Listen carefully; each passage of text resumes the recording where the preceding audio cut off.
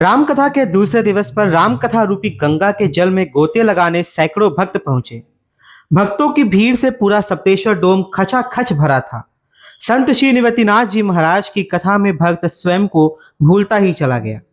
संत श्री के आगमन पर सभी श्रद्धालु भक्तों ने फूलों की वर्षा कर उनका स्वागत किया, जिसके पश्चात संत श्री निवृत्तिनाथ जी ने पोथी का पूजन किया और अपने गुरुदेव तथा बजरंग बली का नाम लेकर कथा की शुरुआत की। जो टूटा हुआ है वह कल जुड़ेगा और जो एक है वह कल टूटेगा। जो आज है वह आने वाले कल में नहीं रहेगा, उसकी जगह कोई और लेगा, और जो उसकी जगह लेगा वह भी आने वाले कल में नहीं रहेगा। यही इस संसार का संस्कार है और अंततः यह संसार भी नहीं रहेगा। अर्थात हमारे इर्द गिर्द जो भी घटनाएं हो रही हैं वे एक दिन समाप्त हो जाएंगी। बस अभी उसका अनुभव नहीं हो रहा है, लेकिन एक दिन अवश्य होगा।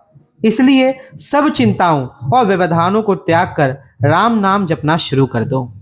यह संदेश था संत श्री निवृत्तिनाथ जी महाराज का कथा के दूसरे दिवस में। संत श्री की वाणी में केवल राम कथा ही नहीं बल्कि उससे मिलने वाले जीवन उपयोगी संदेश भी थे। संत श्री ने बताया कि प्रभु श्री राम ने अपने जीवन कठिनाइयों में बिताया। जब भगवान होकर भी वे इतनी कठिनाइयों का सामना वीरता और साहस के साथ कर सकते हैं तो हम क्यों नहीं। राम कथा एक प्रेरणा कथा है। राम का जीवन प्रेरणा का जीवन है। जीवन के संघर्षों से जूझने की कथा है राम कथा। जरा सोचिए कि जब आपको सुनकर ही इतना आनंद आ रहा है तो उस समय कथा में बैठे श्रोताओं का क्या हाल हुआ होगा। इस कथा में सभी भक्तों को पुरुषोत्तम मास के अवसर पर श्रीमद् भगवद गीता की पुस्तक भेंट की गई और साथ ही महिलाओं द्वारा सभी को तुलसी के पौधों का वितरण किया गया। दूसरे दिवस की कथा का समापन हरि नाम संकीर्तन से हुआ, जिसके पश्चात मुख्य यजमानों ने व्यासपीठ और संत श्री की आरती की।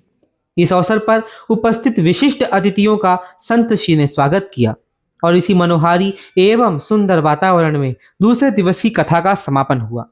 इसी मौके पर प्रवासी खबर की ओर से हमने सभी श्रोताओं से बात की और उनके विचार जाने। आप देख रहे हैं प्रवासी खबर की रिपोर्ट। इस वीडियो को पूरा देखना और चैनल को सब्सक्राइब करना ना भूलें।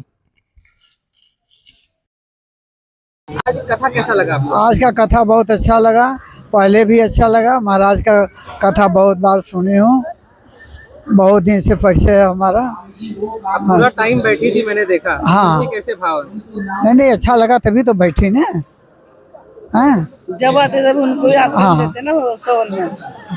अभी इधर जब भी प्रोग्राम होता है ना तभी फ्री का माँ नहीं देते, गुरुजी बोल देते ना तभी उनके लिए सब व्यवस्था कर देते हैं। और हमेशा का बात है, एक दिन का नहीं है। आज से 20 साल तक हो गया। मेरा नाम तनिषा अग्रवाल है, मैं 15 इयर्स की हूँ। कथा में आके बहुत अच्छा लगा। राम जी की कथा में स्टोरी पता चली, पूरे पीछे के वैल्यूज पता चले। महाराज जी के चरणों में कोटि कोटि प्रणाम। सदगुरुदेव भगवान की जय। कथा में सबसे प्यारी बात महाराज जी ने जो कही है वो अनुसरण भी करनी जरूरी है कि माता पिता से बड़ा कोई भगवान नहीं है। माता पिता की सेवा करो, भगवान की सेवा की जरूरी नहीं पड़ेगी आपको। बहुत ही सुंदर भाव बाबा जी के निवृत्ति जी नाथ जी महाराज आज शेखावाटी किसान है, उनकी वाणी से बहुत ही सुंदर राम कथा। और आज ये अधिक मास में जो ये इस कथा को श्रवण करते हैं उसके तो वारे नहीं आ रहे हैं साहब, और बहुत ही बढ़िया तरीके से इन्होंने सुना रहे हैं।